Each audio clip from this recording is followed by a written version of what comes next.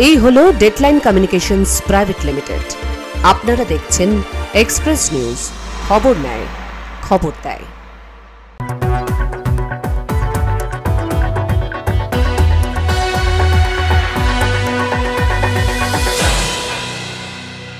Express news brought you by Godavari commodities limited. সুপ্রভাত, express নিউজে আপনাদের সবাইকে স্বাগত। আমি অনুশ্রী। শুরু করছি আজকের এক্সপ্রেস নিউজ। 3 দিন ধরে মৃত যুবকের চিকিৎসা করার অভিযোগ উঠল মালদার কালিয়াচক থানার এক বেসরকারি নার্সিংহোমে। ঘটনার পর চাঞ্চল্য ছড়িয়েছে মালদা জেলা জুড়ে। সেই ঘটনার তদন্ত শুরু করলো মালদা জেলা প্রশাসন ও স্বাস্থ্য দপ্তর। 3 দিন ধরে মৃত যুবকের চিকিৎসা করার অভিযোগে তদন্ত শুরু করলো মালদা জেলা প্রশাসন ও স্বাস্থ্য দপ্তর। জেলা স্বাস্থ্য দপ্তরের অভিযোগের পরই বেসরকারি নার্সিংহোমে এমন কাণ্ডের পর্দা ফাঁস হলো। জেলা স্বাস্থ্যসাথী প্রকল্পের কোঅর্ডিনেটর প্রতীক সান্যালের নেতৃত্বে 5 সদস্যের একটি টিম মালদার কালিয়াচক থানার সুজাপুরের এক বেসরকারি নার্সিংহোমে সরজমিনে তদন্ত শুরু করেছে।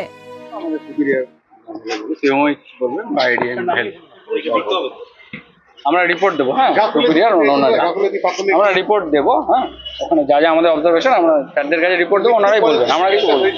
প্রসঙ্গত শাকিরুল ইসলাম নামে এক যুবক গল ব্লাডারে স্টোনের অপারেশন করার জন্য মালদা কালিয়াচক থানার সুজাপুরের 12 নম্বর জাতীয় সড়কের ধারে এক বেসরকারি নার্সিংহোমে ভর্তি হন। অস্ত্রোপচারের 3 দিন পরেও পরিবারের লোকের সঙ্গে দেখা করতে দেয়নি নার্সিংহোম কর্তৃপক্ষ, এমনটাই অভিযোগ পরিবারের। এরপরই জেলা স্বাস্থ্য দপ্তরের অভিযোগ জানালে স্বাস্থ্য দপ্তরের কর্তারা নার্সিংহোমে তদন্তের জন্য যান। সেখানে গিয়ে স্বাস্থ্য দপ্তরের আধিকারিকরা জানতে পারেন শাকিরুলের মৃত্যু হয়েছে অপারেশনের টেবিলেই। চিকিৎসা সংক্রান্ত বেশ কিছু ত্রুটির প্রমাণ তদন্তে পেয়েছে বলে জানা গিয়েছে। এই চিকিৎসার ত্রুটি সংক্রান্ত রিপোর্ট তৈরি করে স্বাস্থ্য দপ্তরে পাঠানো হবে বলেই জানিয়েছেন তদন্তকারীরা। স্বাস্থ্য দপ্তরের নির্দেশ অনুযায়ী প্রয়োজনীয় ব্যবস্থা গ্রহণ করা হবে বলে জানা গিয়েছে। সমস্ত নথি খতিয়ে দেখে পরবর্তী পদক্ষেপ নেওয়ার কথা জানিয়েছেন তদন্তকারী আধিকারিকরা।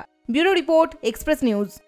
পশ্চিম মেদিনীপুর শহরের ঐতিহ্য কলেজিয়েট স্কুল, এবার সেই স্কুলেই গড়ে উঠবে দ্বিতীয় ক্যাম্পাস। স্কুলের আবেদনে সাড়া দিয়েছে প্রশাসন। জেলা প্রশাসনের হস্তক্ষেপে স্কুল পেয়েছে জায়গা, হবে দ্বিতীয় ক্যাম্পাস, গড়ে উঠবে ইংরেজি মাধ্যম স্কুল।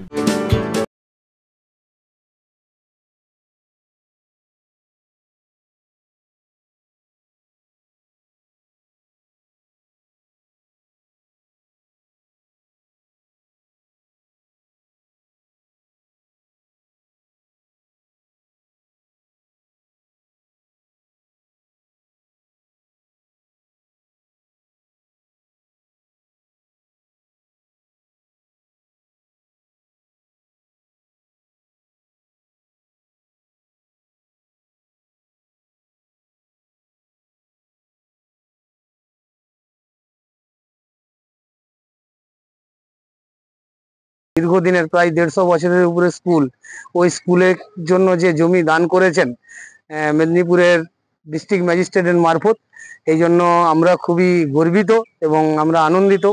এবং কলেজিয়েট স্কুলের যে সেকেন্ড ক্যাম্পাস এখানে হবে, এখানে পরিবেশ তো অবশ্যই উন্নয়ন হবে, পরিবেশগত শিক্ষার প্রসার ঘটবে।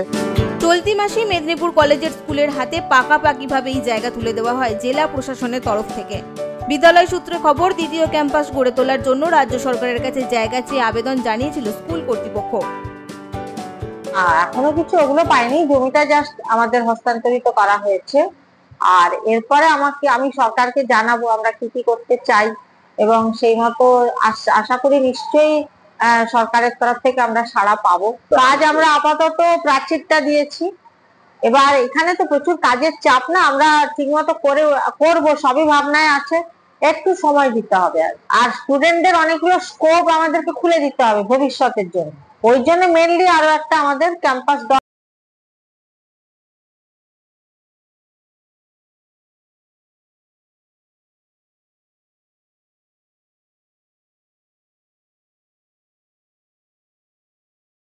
মাধ্যমিকে সফল সীমা।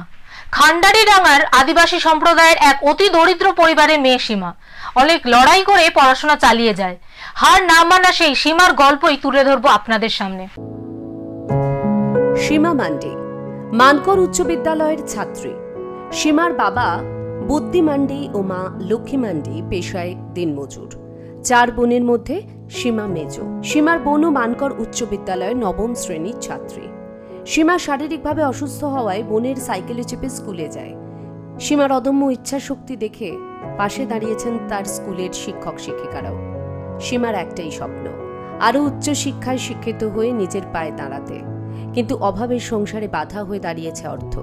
নুন আনতে পান্তা ফুরোনো সংসারে কি করে মেয়ের পড়াশোনা চলবে সেই ভেবেই দিশেহারা পরিবার।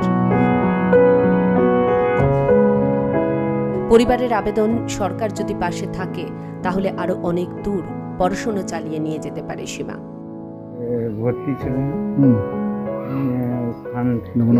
নিয়ে এলাম বাড়িতে, নিয়ে এরকম অবস্থা নিয়ে 1 বছর আবার বোলপুরে ওই ভর্তি করেছিলাম। আচ্ছা, এখান থেকে কোনো রকম সুস্থ হয়ে যায়। পরীক্ষা তো পাস করেছে, কিন্তু উনি চাইছেন যে আরো পড়াশোনা করতে চাইছেন। যদি সরকারি যদি একটু দেন সুযোগ সুবিধা তাহলে আরো ভালো হয়। প্রতিবন্ধকতাকে হেলায় হারিয়ে এগিয়ে যাক সীমা, তার লড়াইকে কুর্নিশ জানায় এক্সপ্রেস নিউজ। পূর্ব বর্ধমান থেকে সঞ্জিত কোরের রিপোর্ট, এক্সপ্রেস নিউজ। এক্সপ্রেস নিউজে নিয়ে নেব একটা ছোট্ট বিরতি, ফিরে আসছে বিরতির পর। Best compliments. Godabari Commodities Limited. Coal mining, coal trading, coal import, coal logistics. Godabari Commodities Limited have been in the business of coal trading since last 2 decades. Godabari Commodities Limited, address 18 NS Road, 2nd floor, Kolkata, 700001, West Bengal.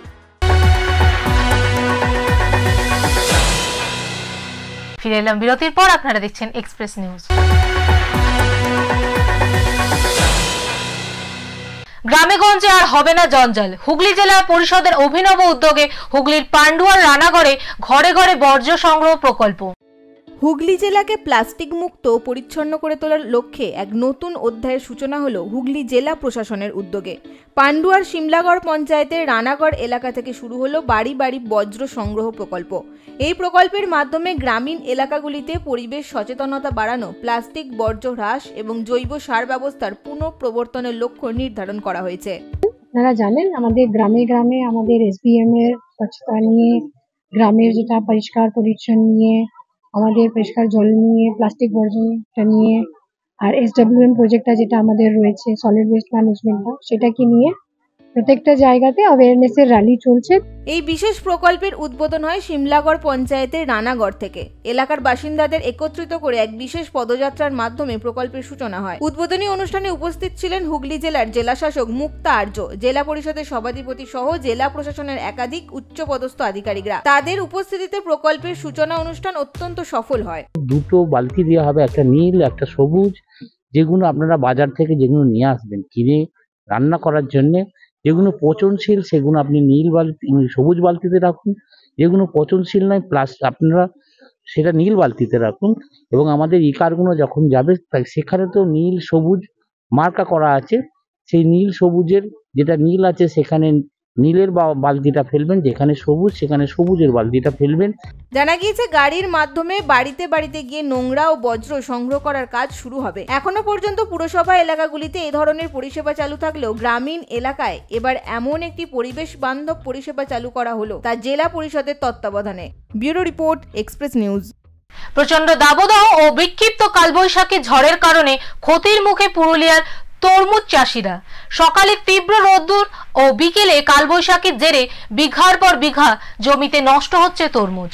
গ্রীষ্মের প্রচণ্ড দাবদাহ ও বিক্ষিপ্ত কালবৈশাখী ঝড়ের কারণে ক্ষতির মুখ দেখছেন পুরুলিয়ার তরমুজ চাষিরা। পুরুলিয়া জেলার আরসা ব্লকের শালইডহর গ্রামের বেশ কয়েক বিঘা জমিতে তরমুজ চাষ করেছে এলাকার চাষিরা। কিন্তু চাষিদের অভিযোগ, আবহাওয়ার খামখেওয়ালিপনার জন্য বিঘার পর বিঘা জমিতে পচে নষ্ট হচ্ছে তরমুজ। একজন তরমুজ চাষির দাবি, প্রায় 80,000 টাকা খরচ করে 4 বিঘা জমিতে তরমুজ লাগিয়েছেন, কিন্তু এবছরের প্রখর তাপ ও কালবৈশাখী ঝড়ের কারণে ফলন বেশি হওয়ার পরেও অর্ধেকের বেশি তরমুজ পচে নষ্ট হয়েছে মাঠেই। স্বভাবতই সমস্যায় পড়েছে কৃষকরা, কারণ এখনো পর্যন্ত খরচের অর্ধেক টাকাও সেই জমি থেকে তুলতে পারেননি, এমনটাই দাবি কৃষকদের।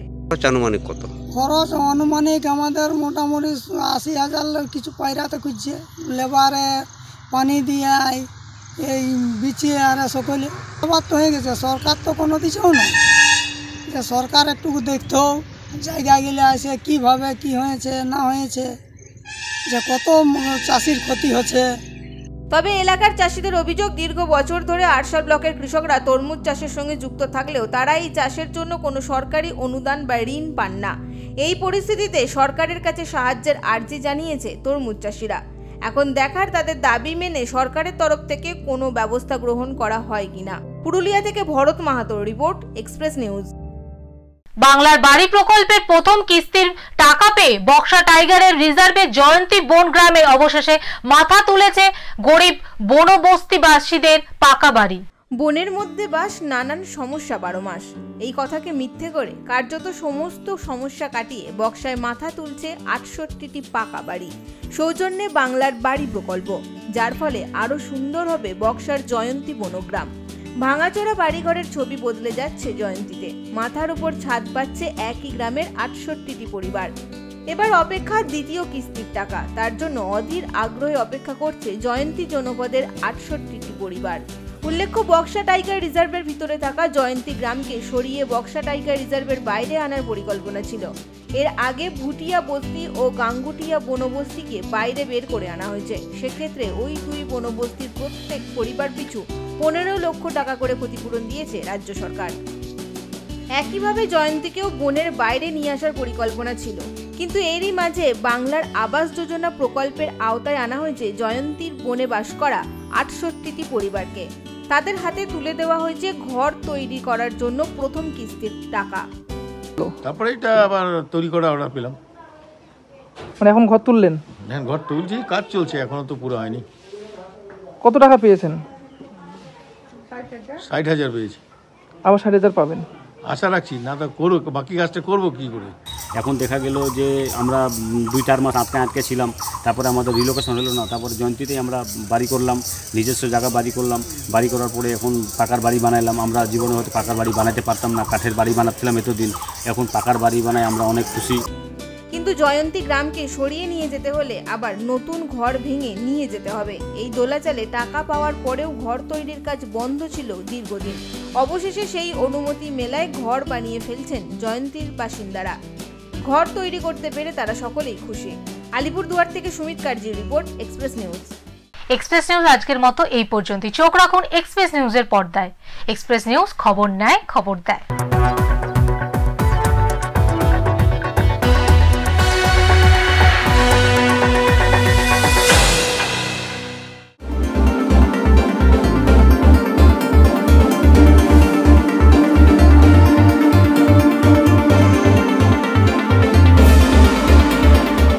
নিউজ এক্সপ্রেসের 25 বছর পূর্তি উপলক্ষে আমি নিউজ এক্সপ্রেসের সকল দর্শকদেরকে এবং নিউজ এক্সপ্রেসের সাথে যুক্ত সাংবাদিক এবং অন্যান্য যারা আছে তাদের সকলকে আমার তরফ থেকে অনেক অনেক শুভেচ্ছা এবং অভিনন্দন।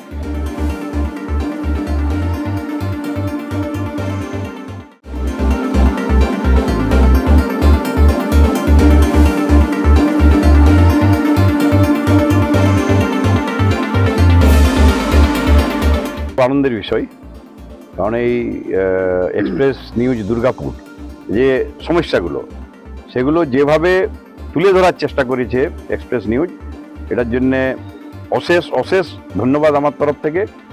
এবং যারা এই নিউজে কর্মরত আছেন দীর্ঘদিন ধরে এবং এই চ্যানেলের যে একটা সুনাম বৃদ্ধি করেছেন, বহু কষ্ট করে 24 বছর কমপ্লিট করেছে, তারাকেও এই 24 বছর পূর্তি যে 10 জুন হচ্ছে, এই 24 বছর পূর্তি উপলক্ষে তারাকে আমার তরফ থেকে আন্তরিক ধন্যবাদ, কৃতজ্ঞতা। এবং আমি আশা করব এই এক্সপ্রেস নিউজ আগামী দিনে আরও তার পরিসর বাড়ুক এবং মানুষের মনে এক্সপ্রেস নিউজের উপর যে একটা ভরসা, আস্থা, বিশ্বাস, এটা যেন আরও ভালোভাবে শক্ত হয়, এই কামনা আমি করছি।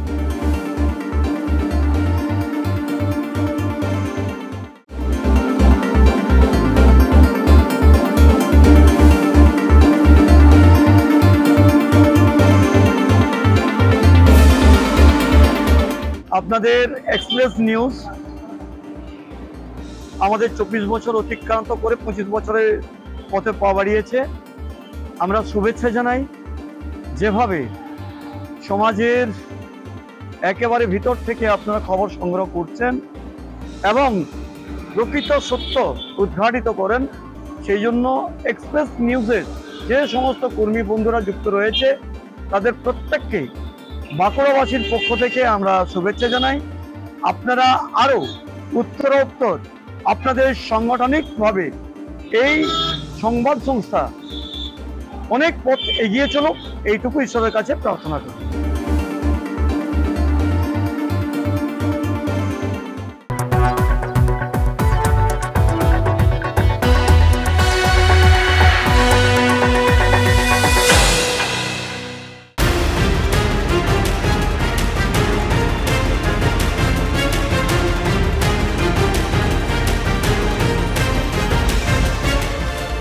এই হলো ডেডলাইন কমিউনিকেশনস প্রাইভেট লিমিটেড। আপনারা দেখছেন এক্সপ্রেস নিউজ, খবর নেয়, খবর দেয়।